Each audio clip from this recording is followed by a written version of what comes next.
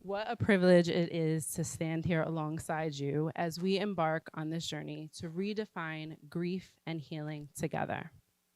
It is a privilege to hold this space with you. I ask you to take a moment and think about your definition of grief. What does grieving toward healing mean to you?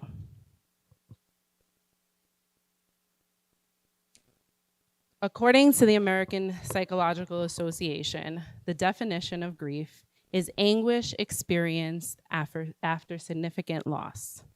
I would argue that although this definition speaks to a logical explanation of loss, grief is far more than anguish. When we think about grief, we think about how our life changes during the process of healing. The clinical perspective of grief talks about the 5 stages of grief. In 1969, Elizabeth Kubler-Ross proposed the theory of the 5 stages of grief. Those stages are denial, anger, bargaining, depression, and acceptance. Yes, in that order. I am of a school of thought that those do not apply to all. Grief is far bigger than the idea that everyone can experience those common cycles. Oftentimes, clinicians that I oversee will also express that they struggle to provide services to people experiencing grief. They talk about burnout, distress, imposter syndrome, and uncertainty because they are unsure on how to process grief with clients. How can grief show up in our lives? We must first agree that grief can look very different for everyone. Grief can look like the loss of a job, the loss of a long-term relationship, teenage breakups, and career changes.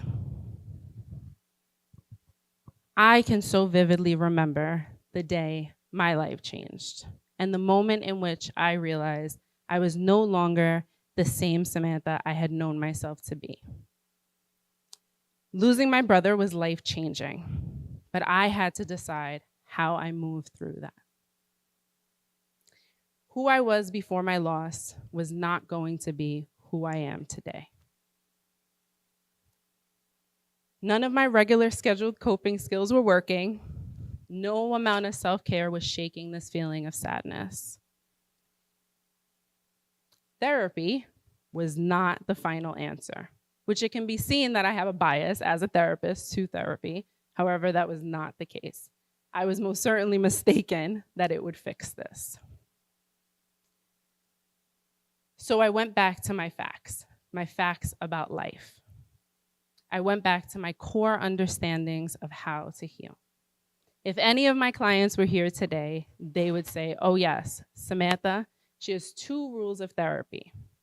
We live in gray spaces to move toward healing, and we only listen to the facts about our life. What are the facts about our life? And what are gray spaces? Gray spaces are where we intentionally and mindfully allow 2 emotions to be true. For example, I could have experienced great loss and be tremendously sad, while at the same time living the life that is now in front of me. Gray spaces are where we allow emotions to flow through us and no longer attach to the idea of what we thought our life was going to be. Allowing the facts to drive our healing is where usually my clients are not happy with me. What are the facts about life? The facts are the things that we know to be true about grieving and healing. They are not the things that people have taught us.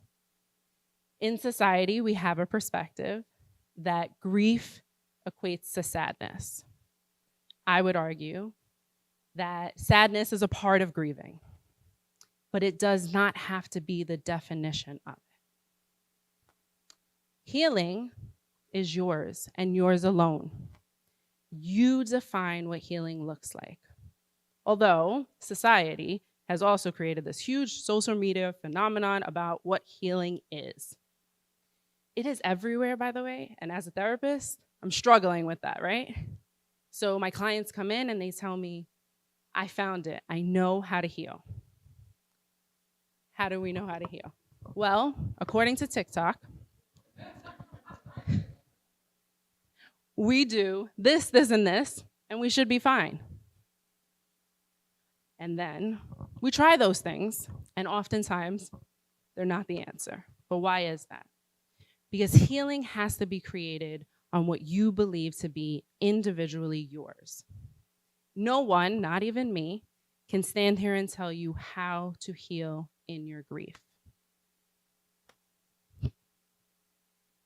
What we can do is we can work to rewire our brains and connect to the neuroplasticity that naturally occurs. Usually, most people that I work with are not happy about all of the time it's going to take to heal. Through neuroplasticity, your brain works to connect experiences and emotions together. I ask my clients to usually take a moment and think about what that means for them. So what does it mean for you to think about healing? What does your healing journey mean? To begin healing, I would like you to think about the idea of relinquishing control of the outer world and the outer expectations that are set up for you to heal. Instead, I want you to take a deeper look into yourselves and your inner journey. How can you move in a space that allows two emotions to be true at the same time? How can you allow emotions to just flow through you without attaching to them? Now, it wouldn't be very therapist of me if I did not give you some homework. So here is where I want you to begin. Begin with awareness of self. Learn where your emotions are sitting in your body. What is your body saying to you? Find your gray spaces. What does that look like for you? How can difficult emotions sit in the same space as joy and gratitude? Practice the art of non-attachment. Can emotions flow through you without defining how you move through life? Practice gratitude. Find small moments of joy and happiness and allow them to be with you in your healing. Allow healing to be defined by strictly you. No one gets to tell you what your healing journey looks like.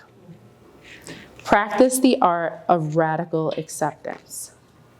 Accept that although we do not love that we are in a healing process, and although we do not love that grief is a part of our story, we are here now, and we can move through this. As I often say to my clients, take a moment and be proud. Be proud of where you are today. Just one moment and just today. You are already here, further than you thought you would be. Enjoy your healing while also processing your grief. You are extraordinary, and that means you get to decide what this looks like for you.